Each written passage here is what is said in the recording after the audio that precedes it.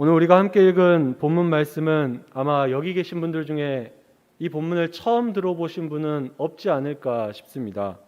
누구나 잘 알고 있는 오병이어의 이적을 기록하고 있습니다.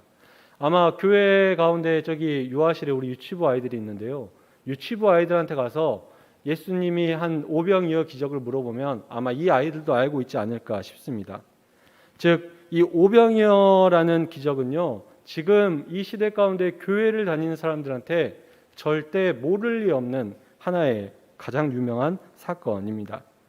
그런데 이 오병이어 사건이요, 우리한테만 유명한 사건은 아닌 것 같습니다. 이 오병이어 사건은 초대교회, 즉 교회가 처음 세워졌을 때부터 예수님을 믿는 많은 사람들에게 매우 중요하게 다루어졌고 또 많이 알려진 말씀이었습니다. 그걸 어떻게 알 수 있냐면요, 예수님의 공생애를 기록하고 있는 이 마태복음만 아니라 나머지 세 개의 복음서, 마태, 마가, 누가, 요한복음, 이 사복음서가 다 이 오병이어 사건을 기록하고 있기 때문입니다. 즉, 예수님의 삶에 대해서 이야기할 때 절대 빠질 수 없는 이야기가 무엇이냐라고 했을 때 그 중에 하나가 오병이어 사건이라는 것이죠. 그리고 이런 것을 통해서 초대교회 성도들 역시 이 오병이어 사건을 모르는 사람들이 없었을 것이다 라고 추측할 수 있습니다. 그만큼 유명한 사건인데요, 유명한 사건을 설교하는 건 참 부담이 됩니다. 잘 아는 말씀 전하는 것만큼 부담되는 건 없습니다. 하지만 말씀을 전하고 또 듣는 가운데에 하나님께서 우리가 행하지 못하는 바가 있다면, 깨달아야 할 바가 있다면 깨닫게 하시고 그대로 살 수 있도록 능력 주시기를 간절히 소원합니다. 그래서 오늘은 오병이어의 사건을 한 번 더 살펴보는 시간을 가질 건데요, 내가 아는, 내가 생각해 왔던 그런 기준들을 내려놓고 하나님의 뜻 가운데 겸손히 나아갈 수 있는 저와 여러분 되기를 간절히 소원합니다. 지난 시간 우리는 이 14장 1절부터의 말씀을 통해서 세례 요한의 죽음의 이야기를 함께 나누었습니다. 그리고 이 세례 요한의 죽음이라는 사건을 직접 행했던 이 분봉왕 헤롯이라는 사람의 이야기를 봤습니다. 그래서 말씀을 보면 이 헤롯이 예수님의 소문을 듣고 세례 요한이 부활했다, 살아왔다라고 착각하는 모습을 우리가 봤었습니다. 그리고 세례 요한의 죽음의 소식을 예수님께서 제자들을 통해 전해 듣는 것을 우리가 보게 됩니다. 그리고 예수님은 지금 이 세례 요한의 상태가 매우 위험하다라고 판단이 되어서 그 있던 자리, 그 마을을 떠나서 외딴 곳으로 가는 것을 오늘 말씀을 통해서 볼 수가 있습니다. 마태복음에는 거기가 어딘지 정확하게 기록되어 있지 않지만 누가복음에 보면 이곳을 벳세다 근처라고 말하고 있습니다. 근데 이 벳세다가 어떤 곳이냐면 당시에 그 헤롯, 안티파스, 분봉왕 헤롯이 통치하던 지역 바깥 지역이었습니다. 즉 헤롯의 정치적인 힘이 미치지 못하는 곳으로 예수님께서 지금 잠시 이동하신 것을 볼 수가 있습니다. 예수님께서는 이곳에 가실 때 배를 타고 이동하셨다라고 말씀을 기록하고 있는데요, 예수님이 가니까 또 예수님을 따르던 많은 사람들이 여러 마을에서, 여러 고을에서 걸어서 예수님을 따라갔다라고 성경은 기록하고 있습니다. 그렇게 자신에게 따라오고 있는 큰 무리를 바라보며 또 자신에게 와 있는 그 무리를 바라보며 예수님께서는 그들을 불쌍히 여기시는 것을 볼 수 있습니다. 그리고 마가복음을 보면 예수님이 그들을 불쌍히 여긴 이유가 무엇이냐, 그들이 목자 없는 양 같았기 때문이다 라고 말합니다. 즉 삶 가운데 이끌어주는 사람 없이, 책임져주는 사람 없이 방황하고 이리로 저리로 헤매이는 양과 같은 그들을 바라보며 예수님이 불쌍히 여겼다라는 것입니다. 그래서 예수님이 그들에게 무엇을 해주시냐면요, 병을 치료해 주십니다. 오늘 말씀에 보면 예수님께서 그들을 치료해 주셨다라고 기록하고 있습니다. 그런데 또 다른 복음서를 보면요, 예수님께서 그들에게 가르침을 주셨다라고 기록하고 있습니다. 계속해서 마태복음을 우리가 보아하고 있지만 예수님의 사역을 딱 두 가지로 정리하면 치유와 가르침입니다. 지금 예수님께서는 그 외딴 곳에서 자신을 찾아온 무리들에게 여전히 치유하시고 가르치는 사역을 행하고 있었다라는 것입니다. 그렇게 많은 것들을 행하는 가운데에 예수님과 무리들이 같이 있는 그곳에 저녁이라는 시간이 되었다라고 성경은 기록하고 있습니다. 오늘 예수님과 무리들의 모습처럼 우리도 종종 이렇게 많은 사람들이 모이는 일들을 행할 때가 있습니다. 특히 행사를 치르면서 많은 사람들이 모여서 결혼식이든 장례식이든 무슨 식이든 함께 시간을 보낼 때가 있습니다. 그런데 대한민국에서 많은 사람이 모이는 행사를 준비할 때 가장 신경 써야 되는 게 하나 있습니다. 그게 뭔지 아십니까? 여러분은 여러분 가정에 그런 큰 잔치가 있을 때 무엇을 가장 신경 쓰십니까? 그렇죠. 음식입니다. 우리 대한민국에서는요, 아무리 훌륭한 행사를 진행해도, 아무리 멋진 행사를 진행해도 식사가 별로면 나중에 거기 별로더라, 그 결혼식 별로더라, 이런 이야기가 나옵니다. 그래서 결혼식을 갔는데 밥이 별로면 아무리 결혼식이 화려하고요, 부부가 아름답고요, 이 결혼식이 정말 예쁘게 잘 끝났어도 이 밥이 별로였다는 사실 때문에 나중에 그 결혼식이 별로였다라고 인식할 때가 있습니다. 그래서 우리나라에서는 잔치 같은 걸 행할 때 항상 먹을 것을 잘 준비하고 많이 준비해서 배부르게 먹고 싸갈 정도로 풍성하게 식사를 내어주는 게 우리 대한민국의 문화인 것 같습니다. 왜냐하면 식사라는 게 참 중요하기 때문입니다. 그런데 마찬가지로 예수님과 제자들 그리고 5천 명이 넘는 큰 무리가 모인 이곳에 저녁 식사 시간이 되었습니다. 시대도 다르고 나라도 다르지만 역시나 식사가 문제가 되었습니다. 이런 사실을 제자들이 먼저 알았습니다. 그래서 제자들이 예수님께 나아가서 이렇게 말합니다. 오늘 본문 15절 말씀인데요. 우리가 자막을 보고 함께 읽도록 하겠습니다. 함께 읽겠습니다. 시작.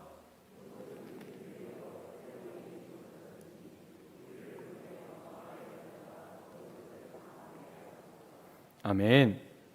지금 제자들의 말은요, 먼저 예수님께 찾아와서 지금 현재의 상황과 이 상황으로 인해 생길 수 있는 문제를 아주 정확하게 파악을 하고 거기에 맞는 해결책을 예수님께 제시하고 있습니다.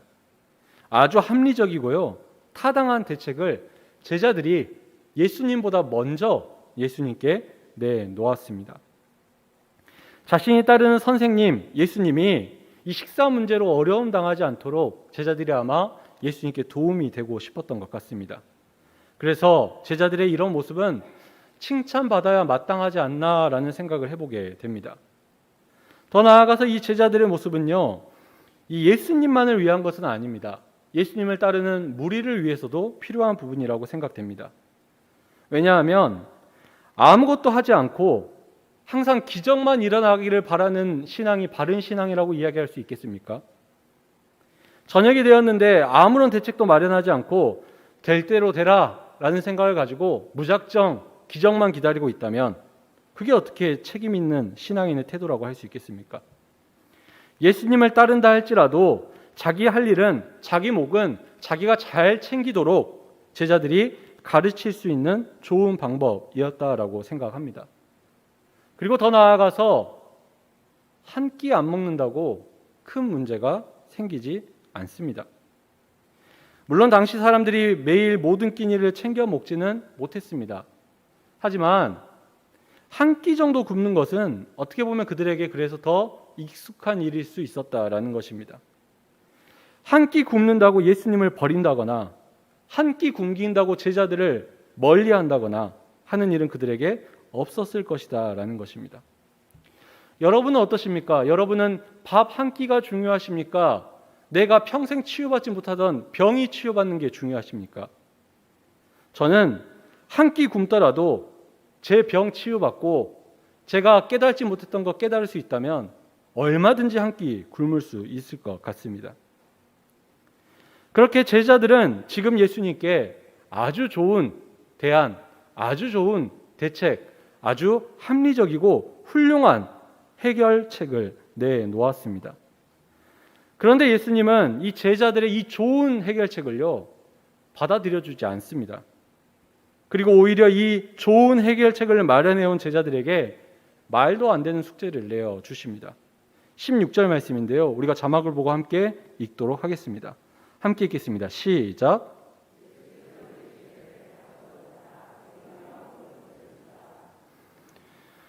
지금 우리가 먹을 것도 없는 상황에 성인 남자 5천 명과 또 동행하는 사람들의 먹을 것을 제자들에게 주라라고 예수님이 명령하고 있는 것입니다.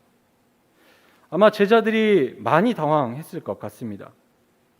또 사람들을 보내 먹을 것을 사 먹게 하자고 말한 제자들 입장에서는 지금 이 예수님의 말이 참 현실성 없는, 현실을 모르는 얼토당토 없는 말인 것 같습니다. 그래서 제자들이 뭐라고 하냐면요, 17절 말씀에 이렇게 말합니다. 여기 우리에게 있는 것은 떡 5개와 물고기 2마리 뿐입니다. 예수님께 지금 현실이 이렇습니다 라고 다시 한 번 더 정확하게 이야기하고 있습니다. 예수님, 우리가 가진 게 떡 5개하고 물고기 2마리 뿐이고 예수님이 지금 먹이라고 말하는 사람은 남자만 5천 명이 넘는 사람들입니다. 그러니까 저들을 마을로 보내야 되지 않겠습니까? 라는 그들의 속마음이 담긴 대답인 것입니다. 그리고 이런 제자들의 모습은요, 구약에 있었던 이와 비슷한 사건에서 한 사람의 모습을 떠오르게 합니다.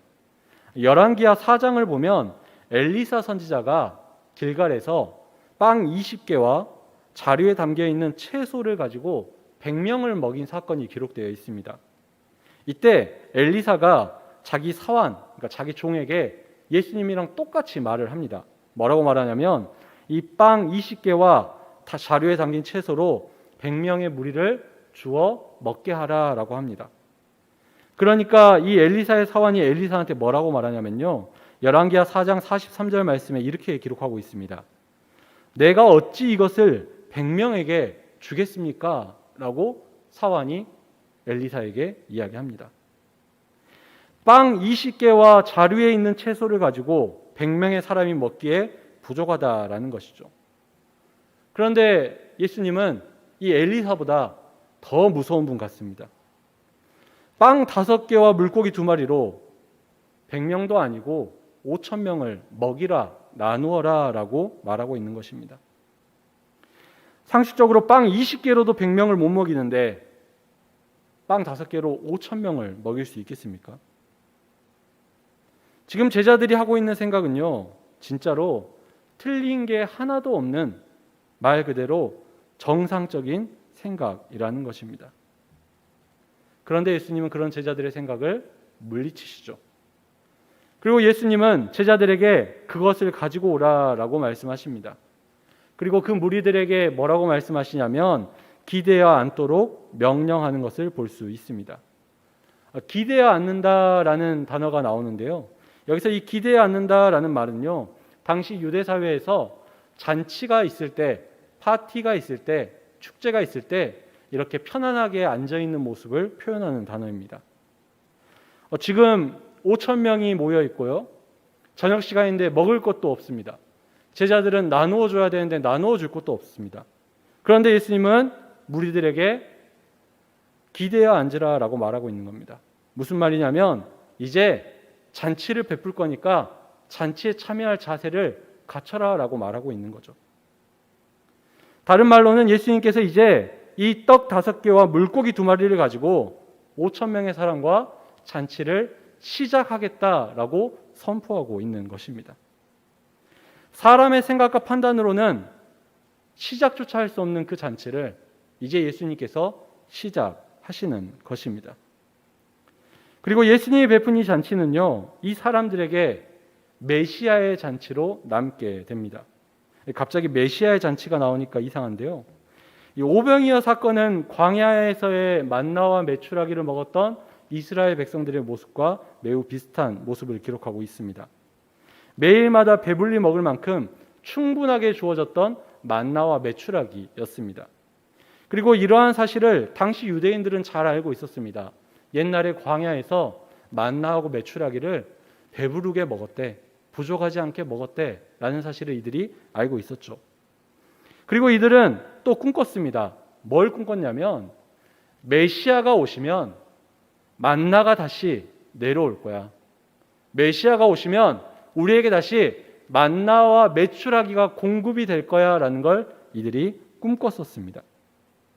그런데 오늘 예수님께서 그들에게 만나가 내려온 것처럼 그 먹을 것이 풍부하여서 배부르게 먹고 남도록 만드셨다라는 것입니다. 이게 무슨 말이냐면 예수님이 지금 그들에게 자신이 메시아라는 사실을 확실하게 보여주는 하나의 잔치를 지금 시작하고 있다라는 것입니다. 그래서 이 오병이어의 사건은 예수님이 베푸신 잔치이자 동시에 사람들에게 자신이 메시아임을 보여주신 하나의 잔치였습니다. 예수님께서는 이제 이 잔치를 열기 위해서 떡 5개와 물고기 2마리를 들고 하늘을 우러러 축복하시고 떡을 떼서 제자들에게 주십니다.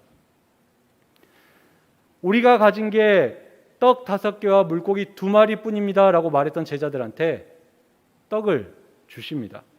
그리고 나누어 주라라고 명령하십니다.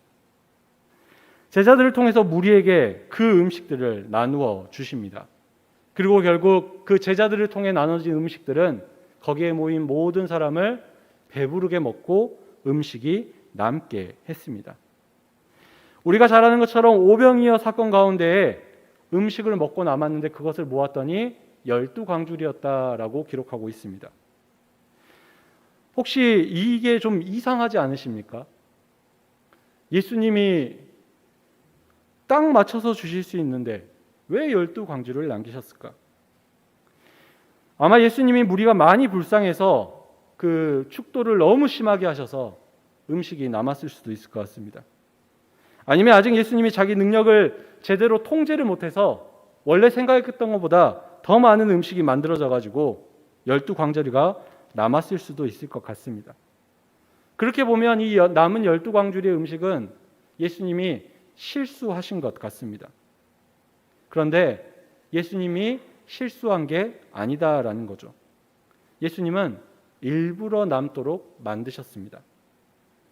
이러한 사실을 증명하는 사건이 마가복음에 기록된 칠병이어 떡 7개와 물고기 2마리로 4,000명을 먹이신 사건입니다. 떡 7개와 물고기 2마리로 4,000명을 먹이셨는데 이때는 또 7광주리가 남았다라고 성경은 기록하고 있습니다. 이번에도 예수님이 실수를 하셨을까요? 자기 능력을 통제를 못해서, 기분을 통제 못해서? 한 번은 실수, 부주의라고 볼 수 있지만 2번 그랬으면 일부러 그러신 겁니다.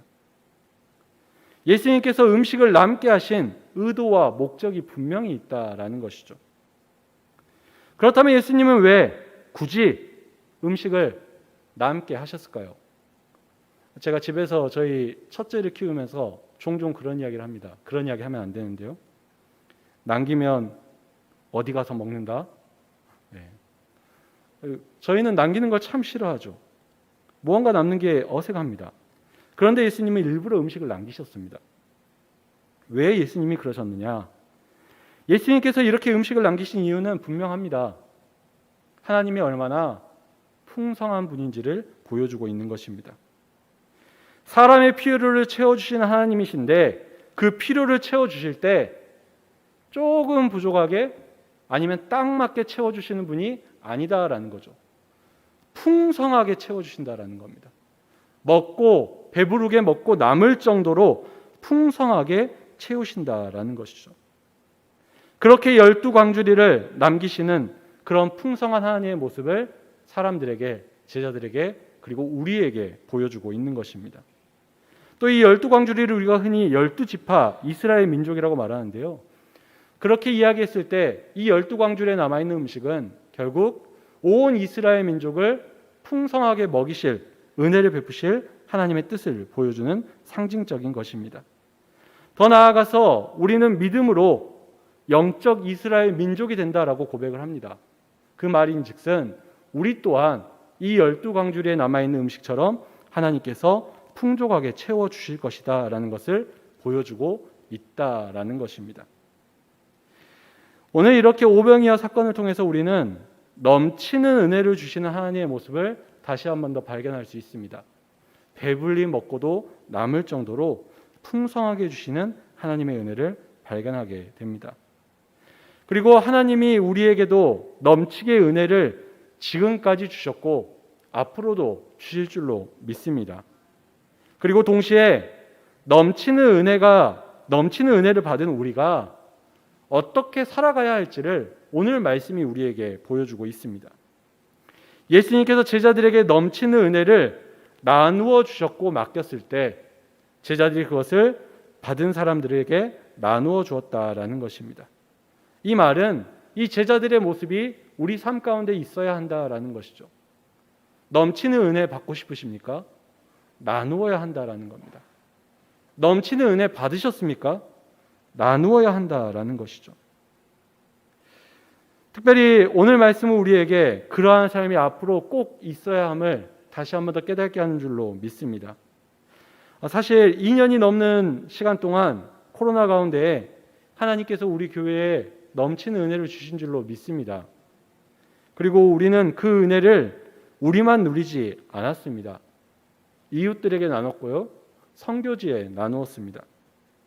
특별히 얼마 전에 선교팀이 다녀왔던 필리핀 금호 비전 세트는 우리 교회가 얼마나 받은 은혜를 잘 나누는 교회인가를 잘 보여주는 하나의 증거입니다.